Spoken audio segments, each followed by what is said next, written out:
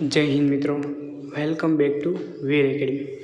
આજના આ વિડીયોમાં આપણે જેમને પણ બીએડમાં એડમિશન લેવું છે તેમના માટે ક્યારથી ફોર્મ ભરવાના શરૂ થશે, છેલ્લી ડેટ કઈ છે, બીએડ કેટલા વર્ષનું હશે, તો એમની આજે આપણે માહિતી મેળવીશું.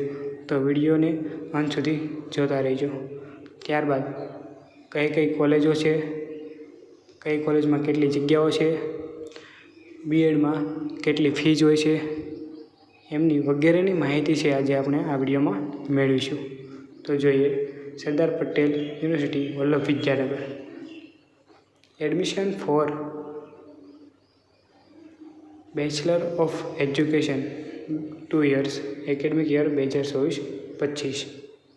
તો આ કોર્સ છે માત્ર 2 વર્ષનો રહેશે. આની પહેલાં ઘણા ન્યૂઝ આવેલા કે હવે બીએડ 4 વર્ષનું થશે, પરંતુ છે આ યુનિવર્સિટીમાં 2 વર્ષનો કોર્સ છે થશે. તો જેમને પણ બીએડ કરવું હોય તો તેઓ અત્યારે છે ઓનલાઈન એડમિશન ફોર્મ શરૂ છે તો તેઓ ભરી શકશે. જેમની વેબસાઇટ છે અલગથી આપવામાં આવશે. તો આ એડમિશન અંગેની જાહેરાત છે. આ જાહેરાતમાં એવું કહેવામાં આવે છે કે જેમને પણ બીએડ કરવું હોય તો તેઓ છે ફ્રેશ હોવા જોઈએ. જેમનું છે સ્નાતક અનુસ્નાતકની ડિગ્રી મેળવેલી હોય એમાં તેમને 50% ગુણ હોય તો તેઓ અહીંયા છે એડમિશન મેળવી શકશે. તેઓ અહીંયા એપ્લાય કરી શકશે. જેમાં એન્જિનિયરિંગ અથવા ટેકનોલોજીમાં વિજ્ઞાન અને ગણિત વિષયના સ્પેશિયલાઇઝેશન સાથે સ્નાતક અથવા અનુસ્નાતકની ડિગ્રી ધરાવનાર હોય તો તેમને 55% ગુણ મેળવ્યા હોવા જરૂરી છે. જેમાં એસસી, એસટી અને ઓબીસીને 5%ની છૂટછાટ રહેશે. બીએડ માટે જે ફોર્મ ભરવાની તારીખ છે એ 11 માર્ચ 2024થી શરૂ થઈ શકે છે, જે 28/3/2024 સુધી છે. આ જે જાહેરાત છે ઘણા સમય પહેલાં આવી ગઈ છે, પરંતુ છે કંઈક પ્રોબ્લેમને કારણે સાઇટ છે બંધ હતી, પરંતુ અત્યારે છે વેબસાઇટ શરૂ થઈ ચૂકી છે.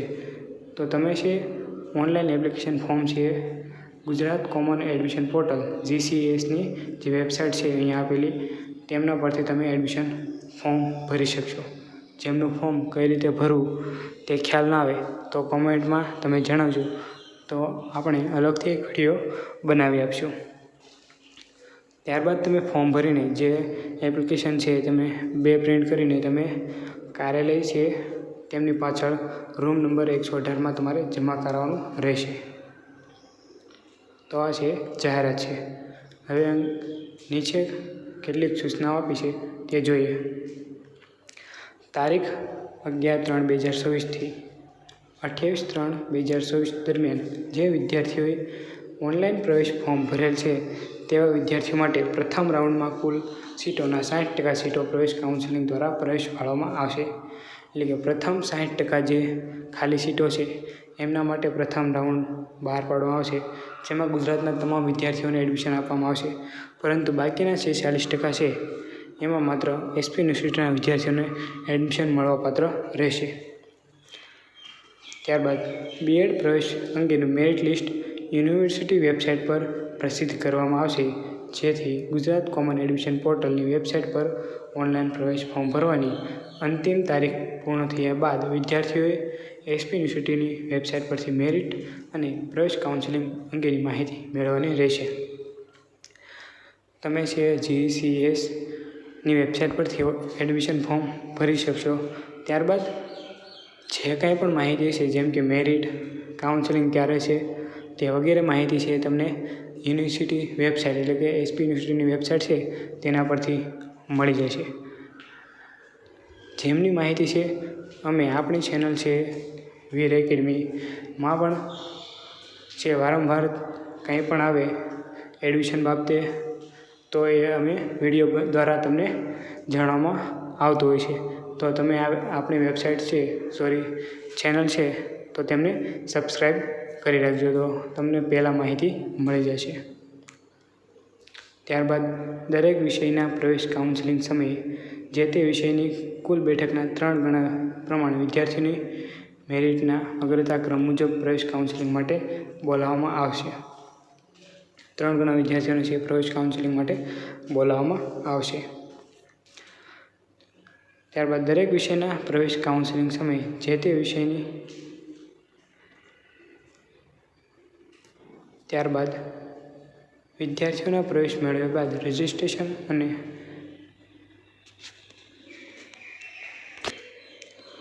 જેમને પણ એડમિશન મળી જાય ત્યારબાદ તેઓએ જે કોલેજમાં એડમિશન મળ્યું હોય ત્યાં તમારે અસલી ડોક્યુમેન્ટ સાથે તમારે પ્રવેશ કન્ફર્મ કરવાનો રહેશે. ત્યારબાદ કાઉન્સેલિંગ દરમિયાન વિદ્યાર્થીઓએ 1 કલાક પહેલાં પહોંચવાનું રહેશે. અન્યથા તમારું નામ પ્રથમ હશે, તમે ગેરહાજર હશો તો બીજા નંબરના છે અગ્રતા ક્રમ આપવામાં આવશે, એટલે તેમને એડમિશન પહેલાં આપવામાં આવશે. એટલે કે તમારે છે કાર્યાલય ખાતે વહેલા પહોંચવાનું રહેશે. જો તમે એડમિશન ફોર્મ ભરશો, એટલે કે જે વિદ્યાર્થીઓને અન્ય કોઈ કોર્સમાં હાલ અભ્યાસ ચાલુ છે અને તે બીએડમાં પ્રવેશ મેળવશે તો છે તેમનું એડમિશન રદ થશે. જેમની ફી છે તમને પાછી આપવામાં આવશે નહીં. ત્યારબાદ બીજી સૂચનાઓ છે સરદાર પટેલ યુનિવર્સિટી અથવા અન્ય યુનિવર્સિટીમાંથી જે વિદ્યાર્થીઓ હાલ સ્નાતક એટલે કે જે અભ્યાસ છે તમારો શરૂ હોય એમાં પણ તમે 6ઠ્ઠા સેમિસ્ટરમાં હો, તમારી માર્કશીટ ના આવી હોય, પરીક્ષા ના આપી હોય તો તમે છે એડમિશન ફોર્મ ભરશો તો તે રદ ગણાશે. જેમની ફી પણ તમને મળવાપાત્ર ગણાશે નહીં. સ્નાતક ફ્રેશ વિદ્યાર્થીઓ માટે કુલ સીટોના 40% સીટોનું પ્રવેશ કાઉન્સેલિંગ બીજા રાઉન્ડમાં થશે, જે ફક્ત એસપી યુનિવર્સિટીના વિદ્યાર્થીઓ માટે રહેશે.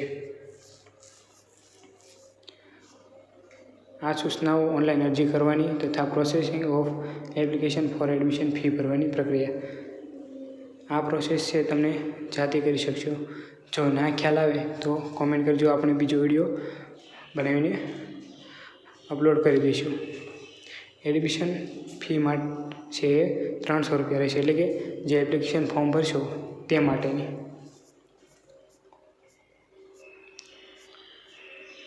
ત્યારબાદ અહીંયા અલગ અલગ કોલેજો આપી છે, જેમાં કયા વિષયની કેટલી સીટ ખાલી છે તેની માહિતી આપવામાં આવેલી છે. તો તમે છે જોઈ લેજો. MB Patel college of education, Vallabh Vidyanagar.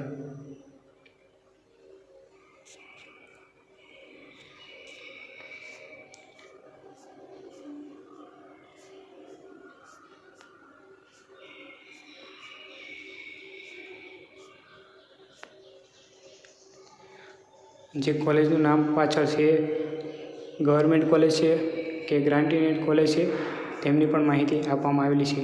તો તમે એ પણ ખાસ જોઈને તમે એડમિશન મેળવજો.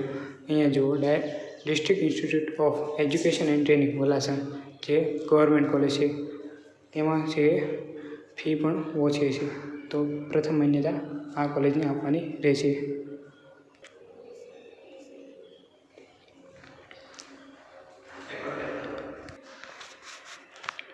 ત્યારબાદ ડાયટ કઠલાલ, જે ગવર્મેન્ટ કોલેજ છે. આ કોલેજ પાછી સેલ્ફ ફાઇનાન્સ છે. તો તમે સ્ક્રીનશોટ પાડીને તમે માહિતી મેળવી શકશો.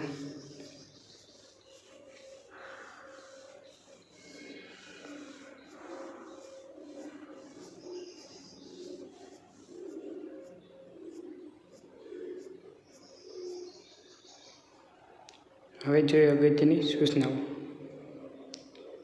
પ્રવેશ કાર્યવાહી મેરિટના આધારે થતી હોય, રૂબરૂ મુલાકાતથી તમને પ્રવેશ મળી જશે એમ માની લેવાને કારણ રહેતું નથી. અધૂરા અને લાયકાત વગરના અરજી ફોર્મ માન્ય ગણવામાં આવશે નહીં. પ્રવેશ કાઉન્સેલિંગ તારીખ તથા સમય પ્રમાણે હાજર નહીં રહેનાર, અગર તો દિન 3માં પ્રવેશ ફી રોકડેથી અથવા ઓનલાઈન નેટ બેન્કિંગથી ન ભરનાર ઉમેદવાર મેરિટ પ્રમાણે પ્રવેશ માટે હકદાર રહેશે નહીં. આ વગેરે સૂચનાઓ છે, તમે જાતે વાંચી લેજો.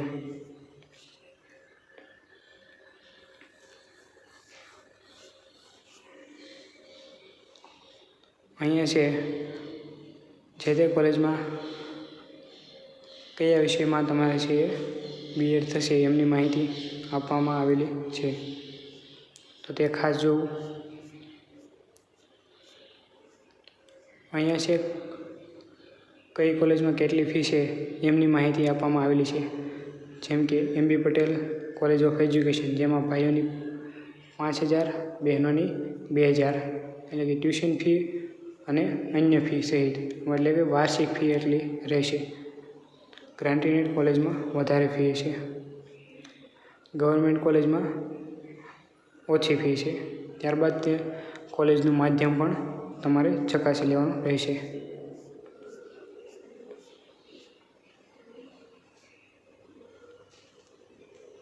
અહીંયા જુઓ, સરદાર પટેલ યુનિવર્સિટીના અરજદારો માટે છે 87% રહેશે. રાજ્યની અન્ય યુનિવર્સિટીના અરજદારો માટે 10% સીટો રહેશે.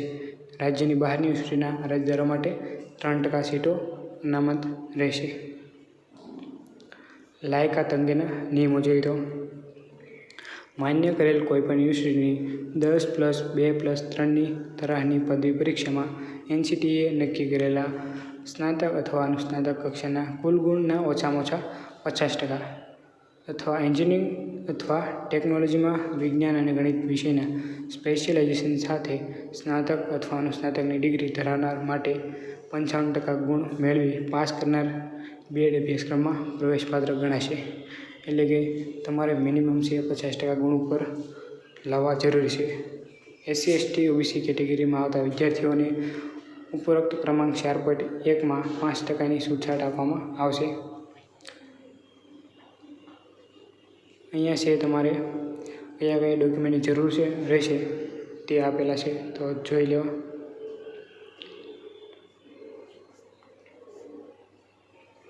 આટલા સબ્જેક્ટ માટે છે તમે બીએડ કરી શકશો.